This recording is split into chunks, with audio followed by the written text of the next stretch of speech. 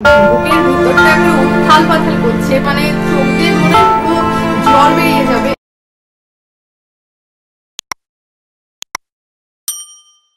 নমস্কার বন্ধুরা, কেমন আছো তোমরা? আশা করি তোমরা সবাই খুব ভালো আছো। আমি তোমাদের ভালোবাসাতে কিছুটা হলেও ভালো আছি।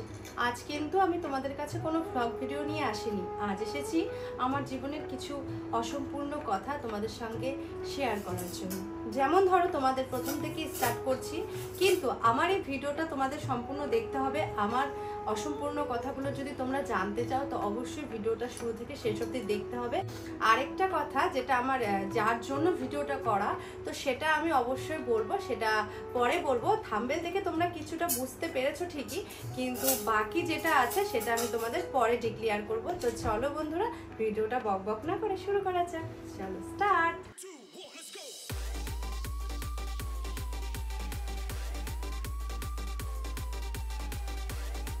তো প্রথমত আমি তোমাদেরকে বলতে চাই যে আমার জীবনের অসম্পূর্ণ কথা, যেটা আজ এত বছর পরে সম্পূর্ণ হতে চলেছে।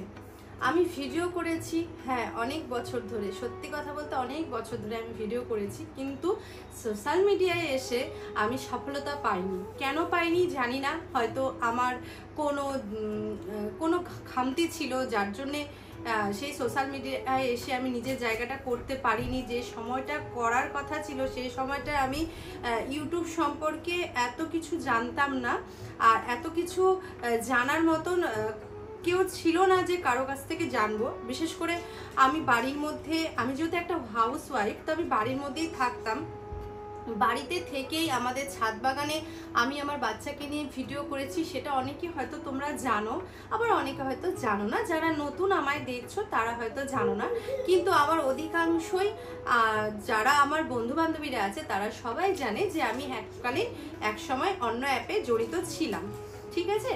তো সেখান থেকে সেই অ্যাপটা বন্ধ হয়ে যাওয়ার পরে আমি যখন সোশ্যাল মিডিয়ায় আবার নতুন করে জয়েন করেছি, কিন্তু আমি সফলতা পাইনি।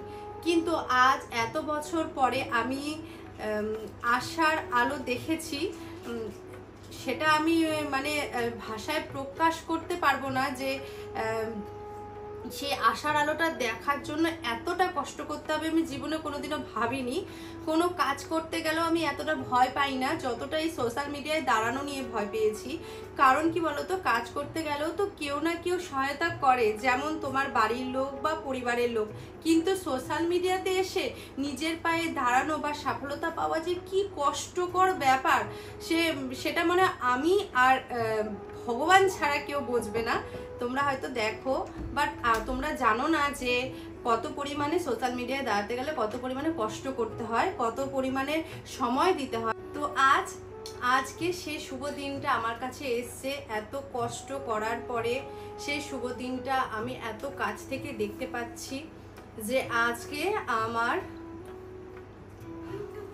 আমার পুরো হার্টবিটটা ফাস্ট হয়ে গেছে। সত্যি কথা বলতে আমার এত খুশি লাগছে মন থেকে যে নিজের যোগ্যতাতে, নিজের ক্ষমতাতে একটা ছোট্ট কাজ হলো করতে পেরেছি, যে আজকে বহু কষ্ট অতিক্রম করে আমি আমার ইউটিউব চ্যানেলটাকে মনিটাইজ করতে পেরেছি। এতে আমি ভীষণ খুশি, তোমরা বুঝতে পারছো না। আমি তোমাদের সঙ্গে জাস্ট কথা বলতে পারছি না, আমার মানে বুকের ভিতরটা একটা উত্থাল পাথাল করছে, মানে চোখ দিয়ে মনে হয় পুরো জল বেরিয়ে যাবে। এত কষ্ট করেছি না, সত্যি কথা বলতে কেউ ছিল না। তোমার দাদাভাইকে বলেছি, তোমার দাদাভাই মনিটাইজ করার পরে যেই গুলো স্টেপ করতে হয় সেগুলো তোমার দাদাভাই করে দিয়েছে, সম্পূর্ণ করে দিয়েছে। মিথ্যে কথা কেন বলবো, কোনোটাই মিথ্যে কথা বলছি না। এ থেকে জেড পর্যন্ত যেটা তোমাদের বলছি সবটুকুই সত্যি কথাই বলছি। তোমার দাদাভাই হেল্প করেছে, কিন্তু কোনো মানে ভিডিওতে কোনো হেল্প করেনি না। ভিডিও শুরু করার সময় কাউকে বলেছে যে আমার কোনো ইউটিউব চ্যানেল আছে, ভালো মন্দ না, কোনো প্রচার না, কিচ্ছু না। তোমার দাদাভাই জাস্ট এইটুকুনি করেছে যে আমাকে স্টেপ বাই স্টেপগুলো মনিটাইজ হওয়ার পরে যে স্টেপগুলো দেয়, যে ফিল আপগুলো করতে হয়, সেগুলো তোমার দাদাভাই করে দিয়েছে। কেননা আমি অতটা এই সম্পর্কে জানি না, মানে এতটা বুঝতে পারিনি যে কি থেকে কি করব, কি হবে না হবে, যে এত আনন্দে আমি কোনো ভুল অপশনে ক্লিক করে দিব না। তো সেই জন্যই আমি এগুলো ভার নিতে চাইনি, আমি সেজন্য তোমার দাদাভাইকে দিয়ে দিয়েছি। কিন্তু এই মনিটাইজের পেছনে যে রহস্যটা, তোমরা সেটা বুঝবে না। জানো তো কি বলো তো, আরেকটা কথা তোমাদের সঙ্গে শেয়ার করছি। 3 মিলিয়ন হলে মনিটাইজ হয়ে যায়, তো সেখানে আমার 3 মিলিয়ন মানে 30 লাখ হয় না, 30 লাখ হয়। 30 লাখের মধ্যে আমার 26 লাখ কমপ্লিট হয়ে গেছিলো, বাট 4 লাখটা করতে পারিনি, ব্যাড লাক থাকলে যা হয়। কিন্তু মনিটাইজের যে লং ভিডিও 4000 ওয়াচ টাইম যেটা পূরণ করতে হয়, সেটা আমার পূরণ হয়েছে। এটাতে আমি মনিটাইজ করতে পেরেছি, যার জন্য সত্যি কথা বলতে আমি ভীষণ খুশি। এত খুশি যে মানে বলে না যে খুব আনন্দে থাকলে নাকি চোখ দিয়ে জল বেরিয়ে যায়, তো সেরকমই একটা কথা। আমার সত্যি কথাই তোমাদেরকে বলতে বলতে আমার চোখ দিয়ে জল বেরিয়ে যাচ্ছিল, কেননা আমার কষ্টটা শুধুমাত্র আমি করেছি। রাত জেগে এডিটিং করা, সকালে ছেলের 7:30 থেকে মর্নিং। আমায় কিন্তু কেউ প্রেশারাইজ করে না যে তুমি এটা করো, তুমি এটা করছো না কেন, সেরকম কিন্তু কেউ বলে না। কিন্তু আমি নিজের থেকে কিছু করব, নিজের একটা চেষ্টাতে কিছু করার ইচ্ছে ছিল, যার জন্যই আমি এই সোশ্যাল মিডিয়াতে এসেছি। এমন না যে আমার এই সোশ্যাল মিডিয়ার দ্বারাই সংসার চলে, তাও এমন কিছুই না।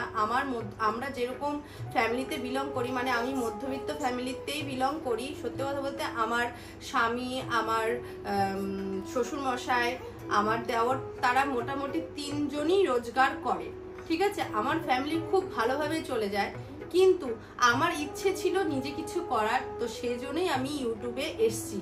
ইউটিউবে আসাটা আমার অনেক লেট হয়ে গেছিলো, কেননা যখন করোনার সময় সবাই বসে বসে ইউটিউব করছিল, রান্নার ভিডিও দিচ্ছিল, সেই সময়টা আমি ধরতে পারিনি, যার জন্যে আজকে আমার মনিটাইজটা একটু লেট হয়ে গেছে। আমাকে তখন অনেক অডিয়েন্স খুঁজেছিল যে আমি ইউটিউব কোন চ্যানেলে, আমার নাম কি, আমার ইউটিউবের চ্যানেলটাতে কিভাবে সার্চ করলে আমায় পাবে, কিন্তু আমার সেরকম কোনো চ্যানেল ছিল না। আমি যে চ্যানেলটা খুলেছিলাম 2016 সালে এটা ওপেন করা হয়েছিল, কিন্তু আমি এটাতে নিয়ে কোনো কাজ করিনি। কাজ শুরু করেছি বছর খানিক ধরে, ঠিক আছে। 1 বছর হলো কাজ করছি, আর 1 বছর ধরে ব্লগ ভিডিও করছি।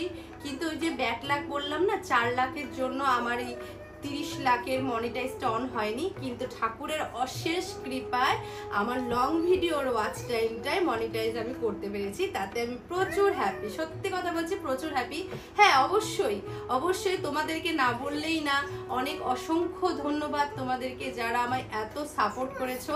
আমার ভিডিও তোমরা দেখেছো, লাইক করো বা না করো সেটা আমার কোনো যায় আসে না। আমি এখনো বলছি যে কোনো সোশ্যাল মিডিয়ায় দাঁড়াতে গেলে লাইকটা খুব গুরুত্বপূর্ণ দেয় হচ্ছে শুধুমাত্র ভিউজটা। তো তোমরা যে ভিউজ দিয়েছো এটাই আমার কাছে বিশাল। তোমরা যদি আজ ভিউজ না দিতে, তাহলে অ্যাটলিস্ট এত বড় স্বপ্নটা আমি একটু হলেও সত্যি করতে পারতাম না। কিন্তু আরেকটা স্বপ্ন রয়ে গেছে মনের ভিতরে, সেই স্বপ্নটা মনেই থাক, যেদিন পূরণ করতে পারবো সেই স্বপ্নটা অবশ্যই আমি তোমাদেরকে বলবো। তো চলো, এটা তো হয়ে গেল আমার 1 নাম্বার মানে স্বপ্ন পূরণের 1 নাম্বার কথা। আর একটা কথা তোমাদের বলতে এলাম যে মনিটাইজ তো হয়ে গেছে, বাট গুগল অ্যাডসের যেই মানে কি বলে ওটা, গুগল অ্যাডসের থেকে যেই কাগজটা আসে সেটা এখন আমার কাছে আসেনি। তো আমায় ওখানে সময় দিয়েছে 2 থেকে 3 সপ্তাহের মধ্যে সেটা আমার কাছে আসবে। তো আমি ভগবানের কাছে এটাই প্রার্থনা করছি যেন খুব তাড়াতাড়ি আমাকে ওই কাগজটা দিয়ে দেয়, আর আমি তোমাদেরকে একটু দেখাতে পারি।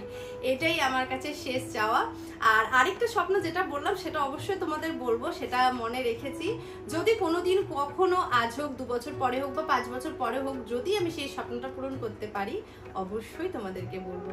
তো আমার ভিডিও যদি তোমাদের ভালো লেগে থাকে তাহলে অবশ্যই লাইক, কমেন্ট, শেয়ার করে দিও। আর যারা নতুন ভিউয়ার্স আছে তারা প্লিজ আমার চ্যানেলটিকে সাবস্ক্রাইব করে দিও, আর পাশে থাকা বেল আইকনটা ক্লিক করে অল নোটিফিকেশন অন করে দিও। ভালো থেকো, সুস্থ থেকো, আবার আসবো অন্য কোনো ভিডিও নিয়ে। ততক্ষণে টাটা।